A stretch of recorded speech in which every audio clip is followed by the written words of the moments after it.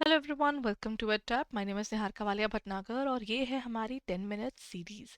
आज हम इसमें कवर करने वाले हैं the topic of balance sheet of a company. देखिए, balance sheet of a company important topic है क्योंकि ना ये आपको ना कि सिर्फ पेपर के लिए तैयार करता है बट आपको फाइनेंशियल लिटरेसी में भी हेल्प करता है, because then you come to know कि ऑर्गेनाइजेशन की फाइनेंशियल हेल्थ जो है वो अच्छी है या बुरी है, ऑर्गेनाइजेशन कहाँ पर कितना पैसा है उसके पास, पैसा लगाना भी चाहिए शेयर मार्केट पे इस ऑर्गेनाइजेशन पे, नहीं आप ये चीज़ तक इससे समझ पाएंगे। सो इसके लिए ये चीज़ एक इम्पॉर्टेंट एरिया है। And at the same time, अगर अभी तक आपने हमारी जेआईबी की पीवाई की बुकलेट नहीं देखी है ना, तो जल्दी से देख लीजिए, बिकॉज ये बुकलेट इस समय आपके पास एब्सोल्युटली फ्री अवेलेबल है। क्या करना है, डिस्क्रिप्शन में जाकर आप डाउनलोड कर सकते हैं। इसका बेनिफिट क्या रहेगा, अगर आपके पास ये पीवाई की बुकलेट रहती है तो आपको आइडिया हो जाता है किस तरह के क्वेश्चंस आए हैं, कहाँ से आए और बुक के कौन से कोने से आए।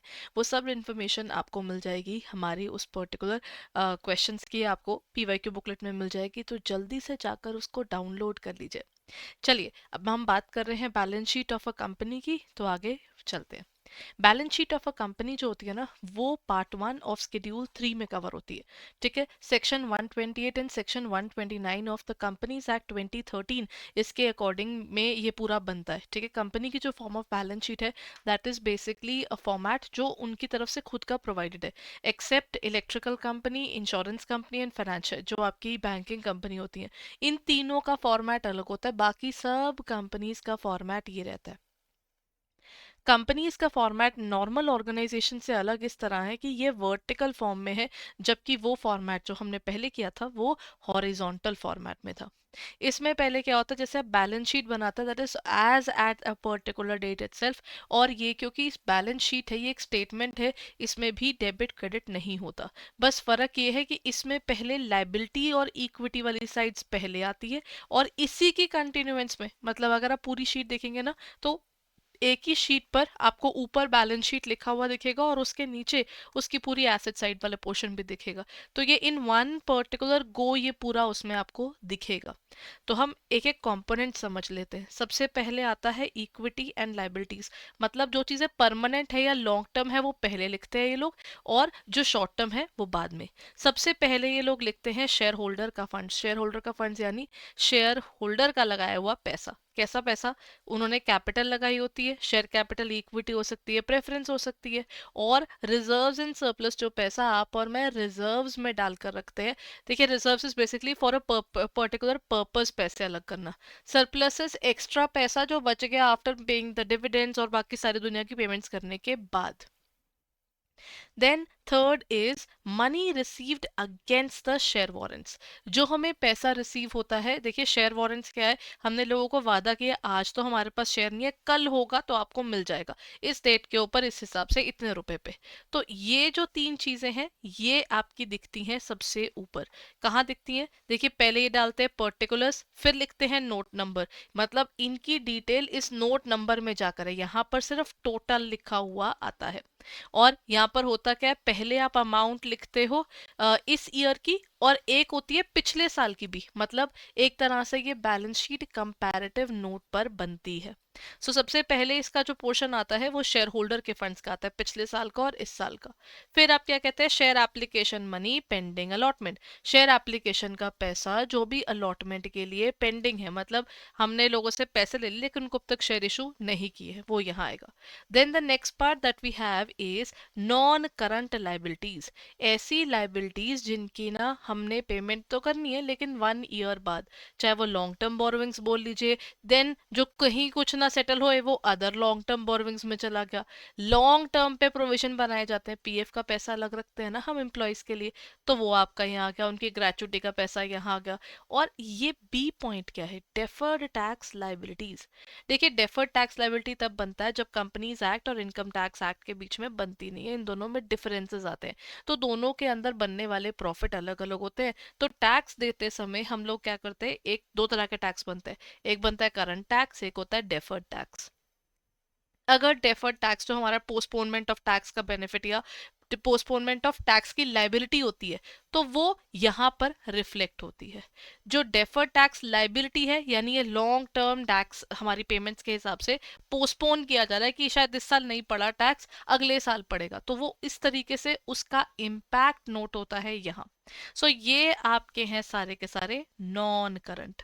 फिर क्या होता है, फिर आता है सब करंट, यानी जो भी पैसा आपको 1 ईयर के अंदर पे ऑफ करना होता है, 1 ईयर या 1 operating cycle, which ever is longer, उसके हिसाब से आपको पेमेंट करनी होती है। देन शॉर्ट टर्म बोरोविंग्स, जैसे देखिए सबसे ऊपर पहले लॉन्ग टर्म बोरोविंग्स था, यहाँ पर सबसे ऊपर शॉर्ट टर्म बोरोविंग्स है। फिर आता है ट्रेड पेबल्स, बिल्स पेबल आपके प्लस क्रेडिटर दोनों के दोनों इसी का हिस्सा है। देखिए पिछला साल भी लिखा है, इस साल भी लिखा है, it becomes easier to compare.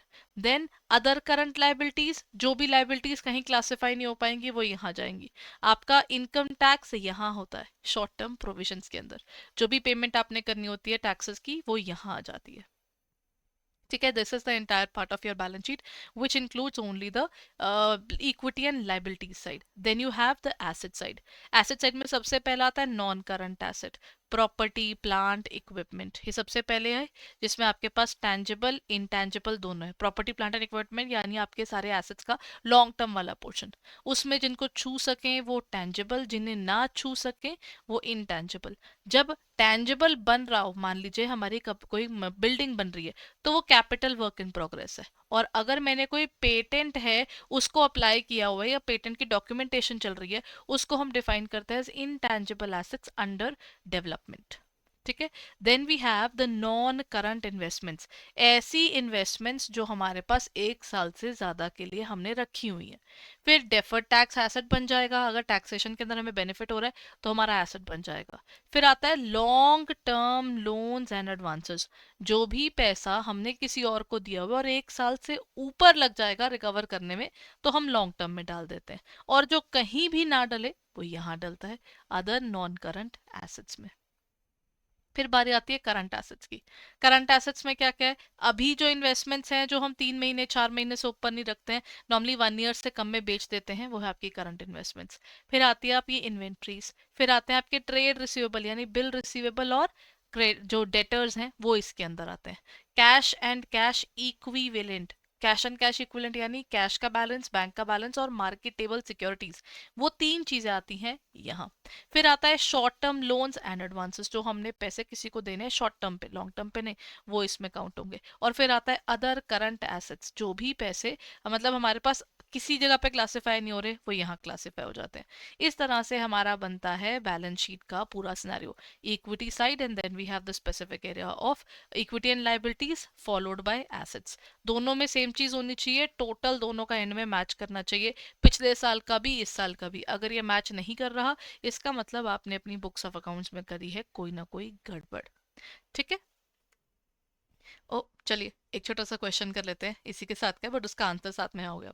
What does the reconciliation of share outstanding indicate. इसमें ना एक रिकंसिलिएशन ऑफ शेयर बनाए जाते हैं। इसका बेसिक पर्पस क्या होता है कि आप ना ये चेक करते हैं कि इस साल के अंदर कितने चेंजेस आए हैं ऑर्गेनाइजेशन के अंदर, कितने शेयर हमने किसी और को दे दिए, कितने शेयर फोरफीट हो गए, कितने शेयर किसी और ने खरीद लिए, वो वाली चीज रहती है इसमें।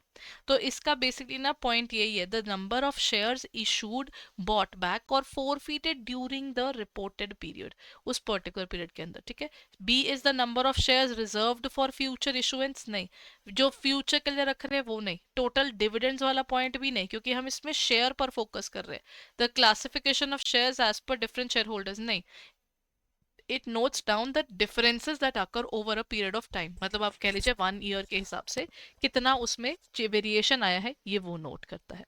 चलिए that's it for the day everyone. I hope ये सेशन आपके लिए हेल्पफुल था, और अगर ये सेशन आपके लिए हेल्पफुल था तो all you can do is आप हमारा मास्टर कोर्स चेकआउट कर सकते हैं हमारी वेबसाइट पर जाकर, www.edutab.in पर जाइए और हमारे मास्टर कोर्स और हमारे प्रेजेंट कोर्सेज को आप रिव्यू कर सकते हैं। Crash courses are also going on and also you can check out our super crash course which is coming up soon.